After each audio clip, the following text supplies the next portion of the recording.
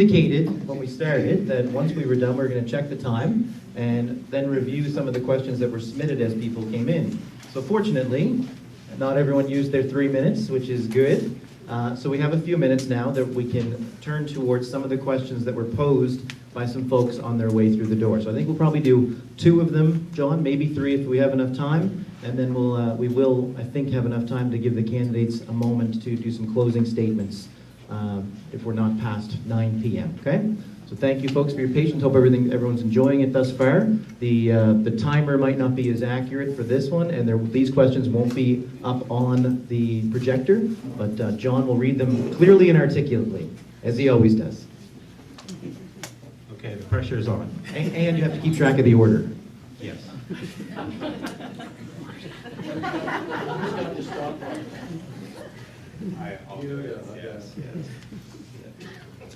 I'll time you. When I get up, that's usually a signal. All right, the first question from the audience. We have some members of the Save Rural HRM group here this evening, and they have submitted a question. And the question is, as you are aware, rural development is stagnated. HRM put a moratorium on private roads in 2006, and in 2016, renewed enforcement of a long dormant bylaw, which prevents development on lots without adequate road frontage on public roads. Save Rural HRM has had some success in terms of having the right to build returned to some landowners, while the vast majority of rural landowners were abandoned and now watch helpless as their land values plummet. Save Rural HRM will be lobbying to bring back private roads, which will encourage future development. Sustainable development builds communities and provides the taxation base needed to support services provided by all levels of government. We realize that private road policies fall under the municipal mandate, but the province endorses any and all bylaw changes. Therefore, their question is twofold.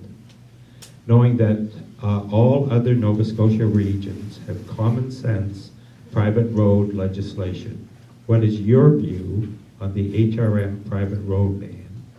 And 2, how will you support rural residents in lobbying HRM to bring back private roads? And we'll go back to the original order. So we'll go first Randy, followed by Kevin, Andy, Patricia, and Devin. Randy?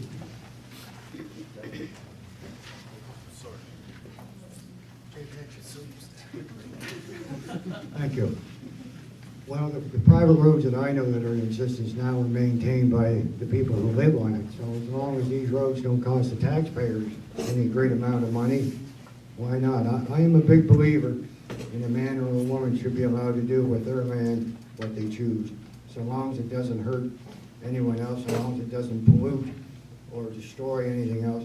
What right does a government have to tell me that I can, and I have 100 acres down in Salmon River Bridge, use that for subdivision or to even put a house up there for my mother-in-law?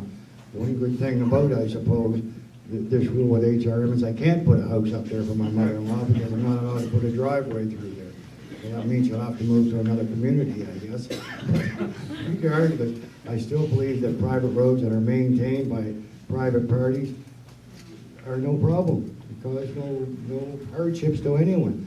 And if a lot of this land from east of here anyway, it has been allocated as grants and has been in families for 200, 300, and 400 years. The land down as I'm speaking of has been in my wife's family now for almost 200 years.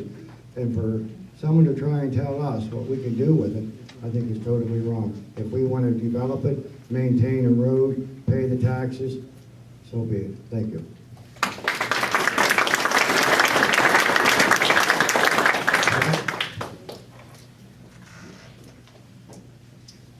Thanks very much for the question, and congratulations to the Save Rural HRM group for all their hard work over the last number of months.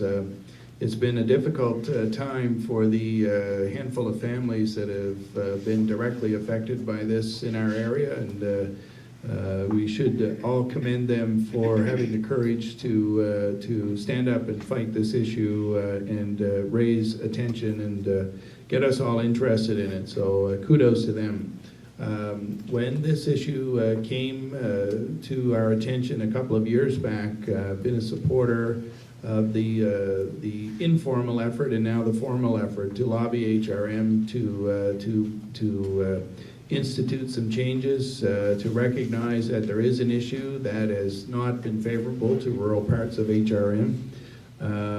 So we've supported their efforts, or I've supported their efforts on the 25-acre building lot issue.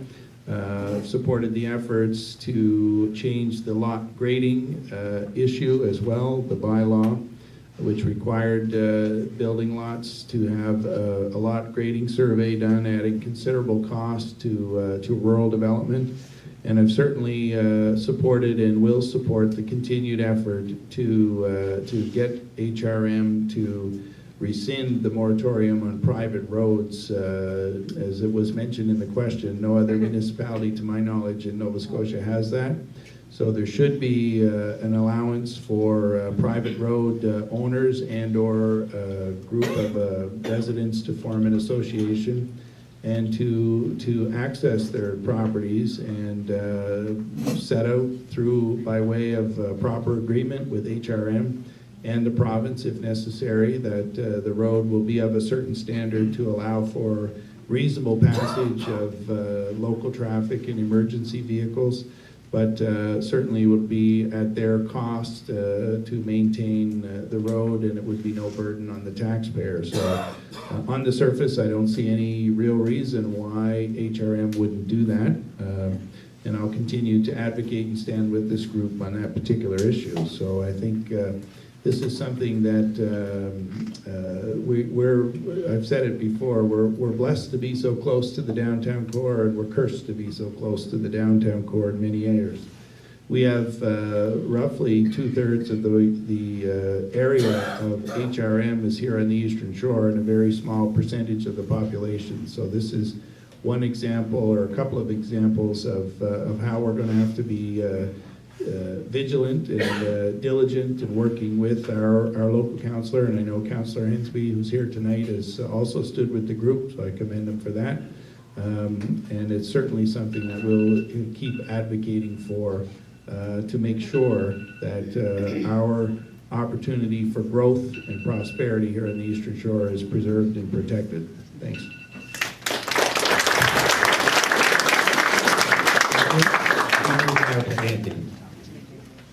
Thanks.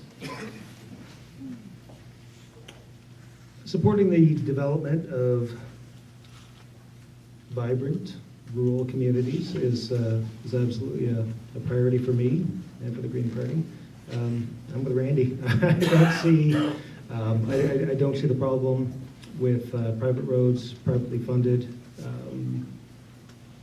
keeping people in homes and places where they want to be. I would absolutely support that. I can't think of any reason not to. Thanks.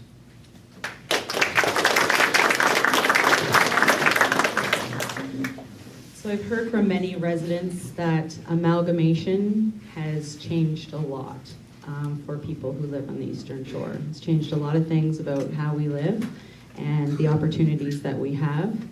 I think that a basic thing that we need to look at is we're trying to invest in rural areas. We want to create jobs and we want to grow the economy. And to do that, we can't have bylaws that are standing in the way. So I think we need to look at this concern that you brought forward and work with Mr. Hensby. I would have a pleasure to work with you, Mr. Hensby, on figuring out if we can have more common sense approach to this issue so that we can grow our economy and then have more services and more prosperity on the Eastern Shore. I'm very concerned about the HRM bylaws that are raising barriers to business development on the Eastern Shore and in the rural areas. So I would certainly be committed to working with HRM to look at those bylaws, and I will commit today to fight for the residents of the rural communities here so that businesses can grow and thrive. And to me, this is just a common sense approach. Thank you.